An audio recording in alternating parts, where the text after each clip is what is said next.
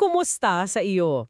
Ngayon, ang aking sisiyaya sa atin ay isang medyo bigating akda, ano? Mula pa sa 17th century.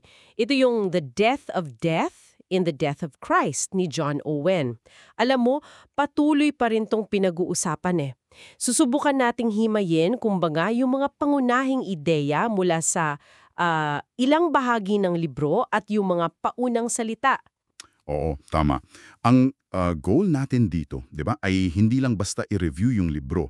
Gusto nating parang unawain talaga yung pinakapuso ng argumento ni Owen. Yung tanong na, para kanino ba talaga namatay si Kristo? Oo nga, yun yung malaking tanong eh. At ano yung, alam mo yun, tunay na layunin at garantisadong epekto ng pagkamatay niya? Dito napapalasok yung konsepto niyang definite atonement o yung tiyak na pagtubos. Sisilipin natin ba't naging importante ito gamit yung mismong teksto ni Owen at yung mga sinasabi dun sa intro. Mukhang malalim nga to.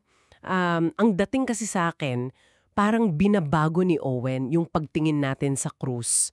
Ano? Hindi lang siya yung parang, okay, eto chance nyo, kunin nyo kung gusto nyo. Oo, hindi lang posibilidad. Tama. Kundi parang isang garantisadong tagumpay na may nanalo na talaga para sa isang specific group. Ito ba yung bang sinasabi mong kamatayan ng kamatayan? Parang pinatay mismo ng kamatayan, yung kamatayan para sa mga hinirang? Yun ba yun? Eksakto. Yan yung pinakagitna niya, no? Ayon kay Owen, malinaw yan lalo na sa Book 1, Chapter 1 niya eh. Si Kristo namatay ng may tiyak na plano at layunin galing sa Diyos Ama. At yung epekto nito, garantisado. Pero para lang sa mga hinirang, yung elect, sila yung tinatawag niyang kanyang mga tupa, yung kanyang iglesia. So, hindi pang kalahatan. Hindi yung parang, sige, offer ko sa lahat, bahala na kung sino tatanggap. Hindi ganoon. Yung kamatayan niya talagang nagbayad at tumubos para sa kanila. Tinitiyak nito yung buong kaligtasan nila. Mula sa, alam mo yun, pagkakasunto sa Diyos, pagpapawalang sala, hanggang sa pagpapabanal, pagluluwalhati. Kompleto. Okay, so talagang kontra siya dun sa ideya ng universal redemption. Yung para sa lahat palaga, walang pili. Nabanggit nga dun sa sources natin, lalo sa paunang salita, na may sinagot siyang libro ni Thomas More, 'di ba? The Universality of God's Free Grace. Nakakatuwa yung description kay More doon. Parang weaver daw na naging writer. Oo, si Moore. At importante ring tandaan, based rin dun sa mga paunang salita, na hindi naman to bagong issue nung panahon ni Owen eh. Matagal na palang pinag-uusapan to. Meron ng mahabang history yung debate. Hindi lang pala si Owen ang nag-umpisa. Hindi. Binanggit dun si Augustine, si Prosper, nung 5th century pa. Tapos yung Synod of Dort, di ba? 1618, 1619, malaking meeting yun ng mga teologo sa Netherlands. Tinulig sa nila yung mga remonstrants na sila yung nagsusulong ng Universal Atonement. Tapos sa France din, bago pa man si Owen, mainit na rin daw yung away ni na Amy Rout. Si Amy Rout, siya yung medyo universalist, no? Oo, medyo. Tapos sina Dumoulin at Rivet na mas particularist. So mainit na talaga yung usapan. Wow, grabe. So parang pumasok si Owen sa isang sigalot na matagal nang nangyayari sa Europe. Okay? So paano niya ngayon itinayo yung kaso niya para dun sa definite atonement? Ano yung mga pinaka-arguments niya? Okay. Isa sa mga pundasyon talaga ni Owen, lalo na sa Book I, Chapters I at 3, ay yung ideya na may iisang nagkakaisa at tiyak na plano yung tatlong persona ng Diyos. Ama, Anak, Espiritu Santo. Hindi to aksidente lang. May tinatawag siyang Covenant of Redemption, tipan ng pagtubos. Tipan ng pagtubos sa loob mismo ng Trinidad? Paano yun? Oh, isang walang hanggang kasunduan daw to, bago palalanginin ng mundo. Dito, parang itinalaga ng Ama yung anak na maging tagapagligtas. At yung anak naman, kusa niyang tinanggap yung misyon. Okay, so ano yung napagkasunduan nila? Kumbaga, ano yung terms? Ayon kay Owen, Kasama sa plano ng Ama yung pagbibigay sa anak ng isang partikular na grupo ng tao, yung mga hinirang nga, na tutubusin niya. Tapos nangako raw yung Ama na ibibigay niya sa anak lahat ng kailangan para magtagumpay yung misyon. Titiyakin niya yung success. Sa side naman ng anak, nangako siyang tutuparin yung kalooban ng Ama, magiging masunurin hanggang kamatayan. Parang kontrata talaga, no? Medyo. Tapos yung pangako ng Ama, makikita raw sa Isaiah 53:10-11 na makikita ng anak ang kanyang binhi at bibigyang katarungan niya ang marami. Para kay Owen, yung marami dito pati sa Matthew 20:28, pantubos sa marami, yun yung mga hinirang, hindi lahat ng tao. At yung mismong dasal ni Jesus sa John 17, napaka-specific eh. Hindi ako nananalangin para sa sanlibutan, kundi para sa mga ibinigay mo sa akin. Klaro daw yun. Oo nga, malinaw yung pagdidiin sa pagiging tiyak at plinado ng lahat.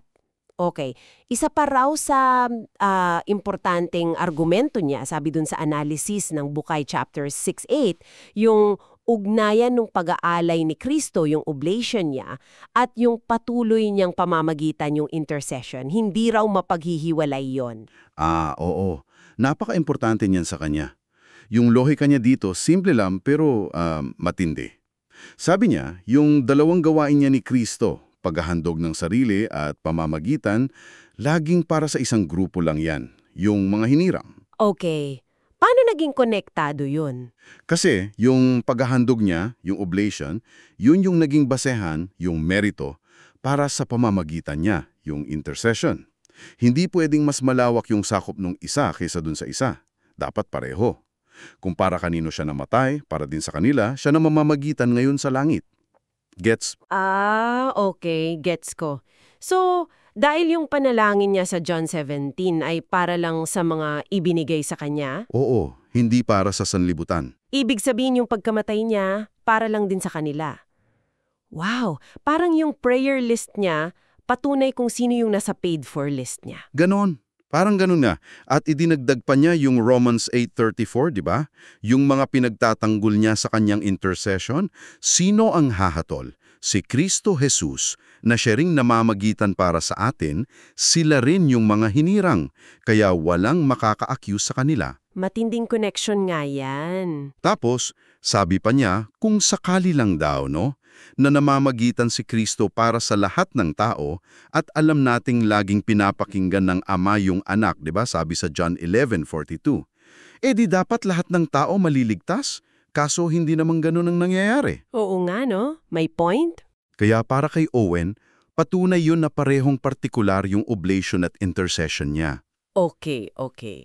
Ngayon, naitatag na ni Owen yung pundasyon niya, yung plano, yung oblation intercession link, hinarap naman niya yung isang malaking objection. Ito yung nasa Book 2, Chapter 4. Yung ideya na baka naman nakuha o tinamo ni Kristo yung kaligtasan para sa lahat, pero inilalapat lang sa mga sumasampalataya. Yung imputation versus application. Parang binili yung regalo para sa lahat, pero kailangan mo munang maniwala para makuha mo. Ano raw sabi ni Owen dito? Tinutulan niya yan ng mariin. Para kay Owen, hindi mo pwedeng paghiwalayin yung pagtatamo, imputation at paglalapat application. Yung mismong mga bagay na binili niya sa krus, pagpapatawad, katuwiran, buhay na walang hanggang, tiyak na ilalapat yon dun sa mga taong para kanino niya yon binili. Hindi yun parang potential lang na nakatabi, naghihintay ng condition. Pero di ba yung condition yung pananampalataya? Oo, pero dito yung napaka-importanting dagdag ni Owen, pati yung pananampalataya mismo. Yung sinasabi nilang condition para matanggap yung kaligtasan, hindi raw yon galing sa sariling kakayahan ng tao. Teka. Pati yung pananampalataya, kasama sa binili ni Kristo para sa mga hinirang? Oo, Grabe. So hindi lang yung regalo ang binili niya, pati yung kamay natatanggap nung regalo? Parang ganon. Medyo mabigat yun, ah. ganon nga ang tindig ni Owen at sinusuportahan niya yan ng mga talata like Philippians 1:29, ipinagkalaog sa inyo ang manampalataya sa Kanya. At Hebrews 12:2, si Jesus tagapagtatag at tagapagpasakdal ng ating pananampalataya. Para sa kanya kapag pinaghiwalay mo yung imputation at application, tapos ginawa mong depende sa tao yung pagtanggap, parang pinapahina mo yung bisa at katiyakan ng gawa ni Kristo. Gumamit din siya ng Isaiah 53:11, Romans 4:25 para ipakita yung direktang link ng gawa ni Kristo sa bunga nito sa kanyang bayan. Okay, malinaw. Isa pang konsepto na parang pundasyon din niya, no? Lalo na sa Book 3 at dun sa Appendix Case Bridge, yung doktrina ng satisfaction. Ano naman to? At paano kumokonekta sa definite atonement? Yung satisfaction. Sa teolohiya, di ba? Ang ibig sabihin niyan yung pagmamatay ni Kristo, hindi lang siya example ng pag-ibig, hindi lang para mapalambot puso natin, ito ay isang tunay at lubos na pagbabayad, pang-solusyon, payment talaga ng utang na dala ng kasalanan natin sa katarungan ng Diyos. Pagbabayad ng utang. Oo, parang surety o tagapanagot si Kristo na kinuha niya yung utang natin at binayaran niya ng buo. Yun yung Galatians 3:13, di ba? Naging sumpa para sa atin. Yung pagdurusa niya, lalo na yung pagdanas niya ng poot ng Diyos sa krus, yun daw yung pagtanggap niya ng parusong para dapat sa mga hinirang. Talagang binayaran niya. Na-satisfy niya yung demands ng justice ng Diyos. Grabe tong konsepto ng satisfaction, ano? So, hindi lang basta pinalampas. May kataturungang nangyari talaga. Okay. Paano to naging argumento para sa definite atonement? Ang lohika ni Owen ganito. Kung si Kristo ay namatay bilang kapalit at nagbigay ng full satisfaction para sa kasalanan ng lahat ng tao, walang pili, ibig sabihin, nabayaran na ang katarungan ng Diyos para sa lahat. Tama? Makes sense. Kung bayad na yung utang, hindi na pwedeng maningil ulit yung Diyos. Hindi na siya pwedeng magparusa pa sa impyerno dahil sa mga kasalanan yon. Dapat, lahat libre na. Pero, di ba nakikita natin, hindi naman lahat naliligtas. Marami pa rin napapahamak dahil sa kasalanan. Oo nga. Para kay Owen, yan solid na patunay na yung satisfaction na ginawa ni Kristo, hindi para sa bawat isang tao. Para lang yun sa mga hinirang na kinakatawan niya. Kaya nga binanatan niya si Joshua Spridge dun sa appendix kasi parang minamaliit daw ni Spridge yung satisfaction. Ginagawang parang tagapag-announce lang ng love si Kristo, hindi tagapagbayad utang. Sabi ni Owen, pag tinanggi mo yung satisfaction, parang tinatanggi mo na rin yung puso ng ebanghelyo. Okay. Malinaw na yung positive case niya. Pero syempre, meron ding mga malalakas na argumento yung kabilang side. Lalo na yung mga verses na parang ang universal ng dating, di ba? Yung mga salitang lahat o sanlibutan. Paano to hinarap ni Owen? Nasa Book 4 to, chapters 1 to 4, V and 6. Dito mo makikita yung galing niya sa hermeneutics, yung pagpapaliwanag ng Biblia. Kinilala niya na ginagamit nga yung mga salitang yan.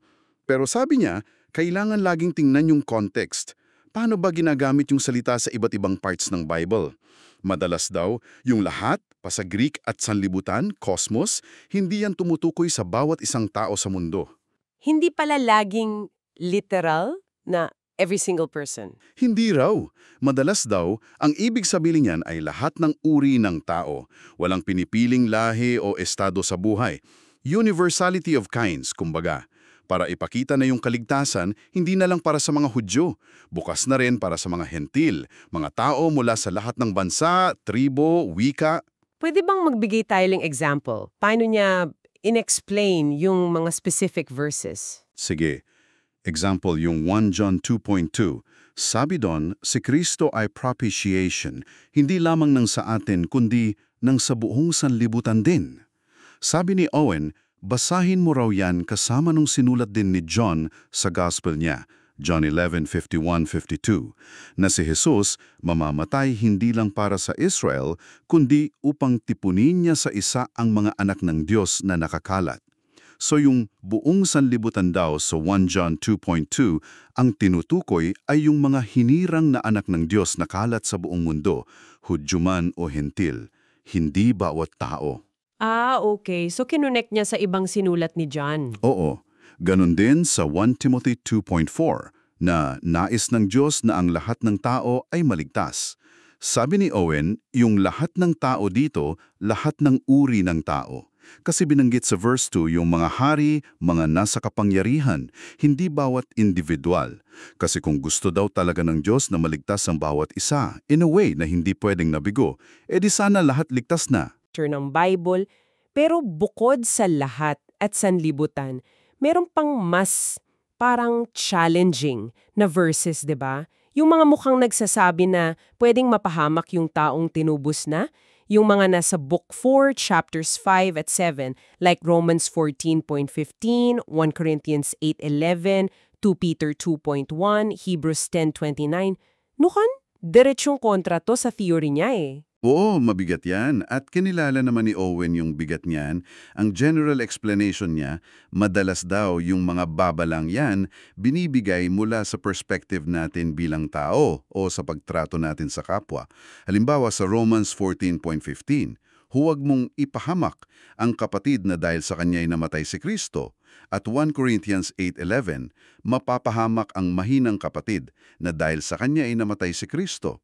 Ang tinutukli daw dyan ay yung taong nagpapahayag ng pananampalataya kasama sa nakikitang church.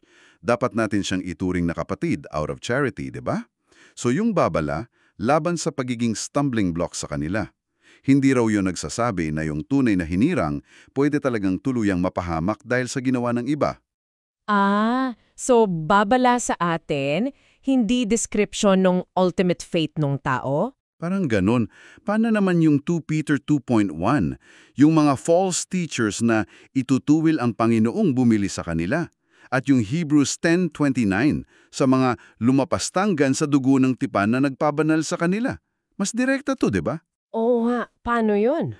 Okay, sa 2 Peter 2.1, sabi ni Owen, pansinin daw yung Greek word para sa Panginoon doon, despotis, na mas common daw for God the Father as sovereign master, hindi Kyrios na usual kay Christ as Redeemer. So baka daw yung pagbili dito, yung pagliligtas ng Diyos sa kanila from ignorance o idolatry noon. Parang temporal deliverance lang, hindi yung spiritual redemption from sin. Possible pala yun. Sa Hebrews 10.29 naman, yung nagpapabanal. Sabi niya, yung pagpapabanal dyan, baka yung panlabas lang na pagtatalaga dahil nabautismuhan sila, kasama sila sa external covenant community, parang yung Israel sa Old Testament, tinawag silang banal na bansa, pero hindi naman lahat tunay na mananampalataya. So yung paglapastanggan sa dugo ng tipan, pagtalikod nila sa dating profession nila, hindi raw yun proof na namatay si Kristo para sa mga siguradong mapapahamak reprobates. Nakakalula rin yung lalim ng paghimay niya sa mga salita at konteksto, ano? Kailangan mo talagang sumisid ng malalim para mapagtugma lahat. Pero eto, yung isang napaka-practical at importanteng tanong na laging lumalabas dito. Kung para lang pala sa mga hinirang yung pagtubos, ba't inutos na ipangaral ang ebanghelyo sa lahat? Yan yung common question, di ba? Paano to sinagot ni Owen based sa Book 4, Chap 1? Oo, napakagandang tanong yan at sinagot naman yan ni Owen. Para sa kanya, walang contradiction. Bagamat yan purpose o intent ng Diyos sa pagtubos ay particular para sa mga hinirang, yung call o offer ng ebanghelyo dapat pangkalahatan, universal, at inutos na ipangaral sa lahat ng nilalang. Bakit? Dalawang rason daw. Una, dahil sa walang hanggang kasapatan, sufficiency, nung halaga ng handog ni Kristo. Sapat yung dugo niya para tubusin lahat kung yun ang plano. Sapat para sa sinumang lalapit. Okay, sapat siya para sa lahat. Pangalawa, dahil yun ang utos ng Diyos. Malinaw na utos na manampalataya kay Kristo para sa lahat ng makakarinig. Yung pangako na ang sinumang manampalataya ay maliligtas, ay universal na totoo at universal na offer. Ang tawag, manampalataya sa tagapagligtas na sapat para sa lahat kahit na yung specific na goal ng kamatayan niya ay para sa kanyang mga tupa. So, klaruhin ko lang ha, hindi sinasabi ni Owen na dahil particular ang atonement, pili lang ang aaralan.